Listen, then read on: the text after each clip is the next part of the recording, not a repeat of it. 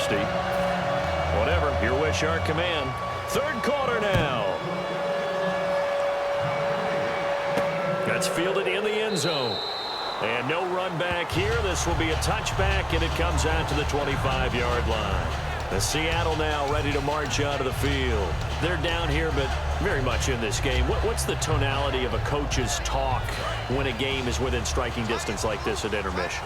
Typically, what they're doing is emphasizing the things that went well in the first half and wanting more of that. Sure, you've got to go over some of the errors and clean up some things because there's a reason you're down. But overall, I think they want to stay positive, stay up with this team. We're just starting the second half, and we've got the football. Let's go ahead and punch it in, and then we'll take it from there. See how that recipe works. They come out 5 wide, 3 of them to the right side. And yet again, this run game just continues to be completely shut off. Completely stymied. I mean, they're trying to get some consistency, trying to find places to roam. They just haven't been there throughout this game. Whenever I see a drop like that, I have to kind of take a step back and check myself a little bit. So used to seeing those big guys make big-time spectacular plays that when they drop one, I have to remind myself, we ask a lot out of these guys. Block and catch the football, not easily done in today's NFL. To throw is Wilson, trying to lay one up deep. Well, this is taken in. It's complete. And he'll be taken down, but not before he gets into enemy territory. And at this stage, down in the second half, looks like they just wanted to find a way to get it in the hands of their playmaker, and they did. I think you're exactly right. I don't think the coordinator's looking at his play sheet and trying to figure out which play will work well. He's trying to figure out how to get the ball to the playmaker that you just described. Looking down at that sheet, you find people plays, not necessarily X's and O's, and that's exactly what they did there. You know what really fires up offensive linemen? When the guy that is carrying the ball behind them can create his own space and break a tackle along the way. On second down, Wilson. Pressure comes, and Wilson's going to go down. Fletcher Cox in there to bury him for a loss of 11.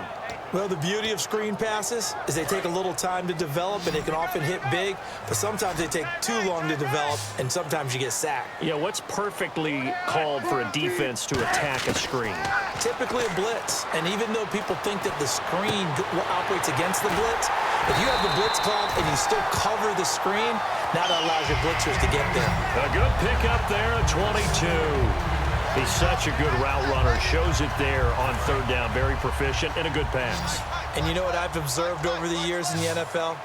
The better a route runner you are, the more confidence your guy's going to have in you to go to you in important times because he can trust you being in the right spot, and they connected there and picked up a first down. It's caught on the left side by Baldwin. 7 yards, the pickup on the pitch and catch. Offense walks to the line for play number 7 of the drive. Back to the ground attack. It's Rawls. And they'll get him down right about the 20. They got 2 of the 3 they needed there. It leaves them with third and just a yard. The best defensive linemen, they play with great leverage so they can get low and not get bowled over by offensive linemen. They have excellent hands. They can throw people off on a play. We just saw back now in Seattle, Washington. It's the Seahawks with possession of the football, but they do trail here to begin quarter number 4. This will be play number 8 here on the drive. It's third and a yard. They run with a power back, Rawls.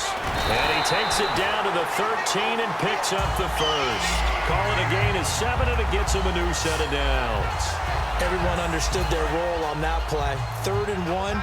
You know the defensive guys, they're trying to get down and get low and get leverage on the offensive lineman, but they didn't allow that to happen. They created a crease and allowed him to get through for a first down.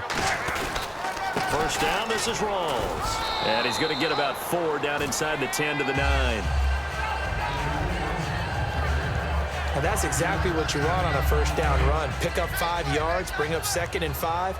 The defensive line, though, they've got to figure out a way to out-leverage the guys up front because the offensive line is winning at the point of attack. Rawls, the lone man in the backfield. Now Wilson. That is caught at the 7-yard line. Call it a gain of 3, and they're going to have a third down. Well, there wasn't much there with that hitch route. They didn't gain what they expected. But sometimes when you call a hitch, you really don't have an alternate to go to. You don't have a second route to throw it to. So sometimes you have to rifle in there and hope for the best. 4 yards on the play, and that leads to the 1st and goal.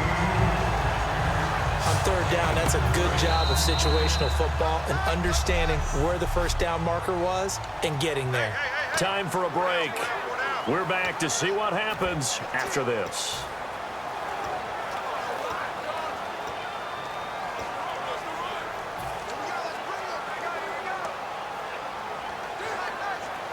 So it's Seahawk football as we march toward a conclusion. And let's see what they've come up with offensively after having time to talk it over. From the 2-yard line now, it's 1st and goal. A running play for Rawls. And he's across the chalk into the end zone. Touchdown, Seahawks.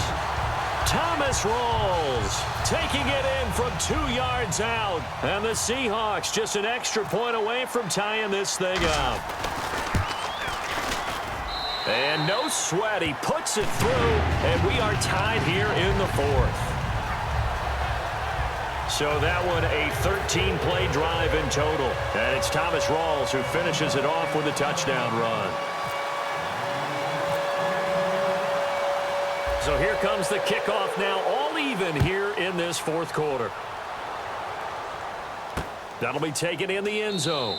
And he won't return this one. He'll go down to a knee, and they'll start at the 25. Here comes Eagle offense now as they get set to take over here.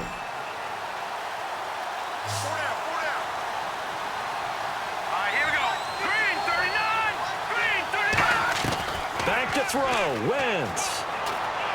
And his throw's going to be incomplete. He was looking to hit Ryan Matthews there out of the backfield. And that'll bring up 2nd down. So the incomplete pass brings up 2nd down. Let's go! Green 39! Green 39! Now Wentz.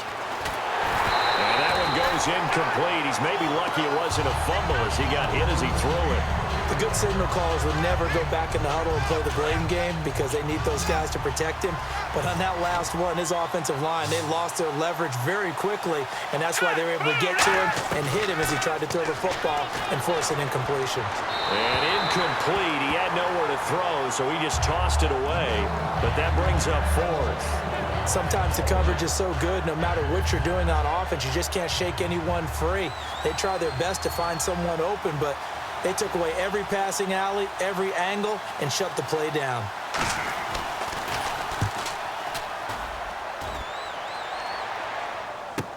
Now it's Lockett. A good return there. Call it 13 yards.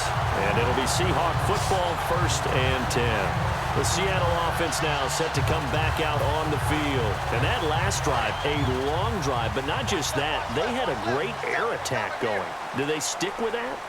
I would think that they would, because if they were confident enough to do it on the last drive, starting backed up in their own territory, why would you change anything? They've got to be confident about what they're presenting and continue to do so. Yeah, because the secondary, they really look clueless. And that was amazing because that drive went and went, no adjustments, and no big plays by the defense to knock the ball away.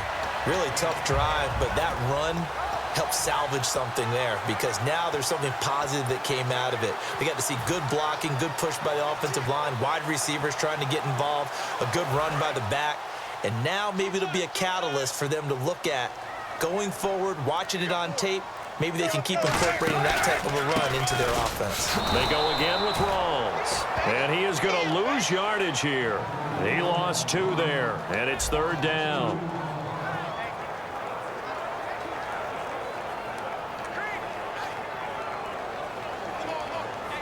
So just about a minute to go here, tie ball game. As fans, we love free football, but the guys in the field don't. They're going to attack and go for the win right now. 3rd down, here's Rawls. And they go back. And now the Eagles going to signal for a timeout. The defense, they got a little bit of a breather. Now they're back and set as we resume play.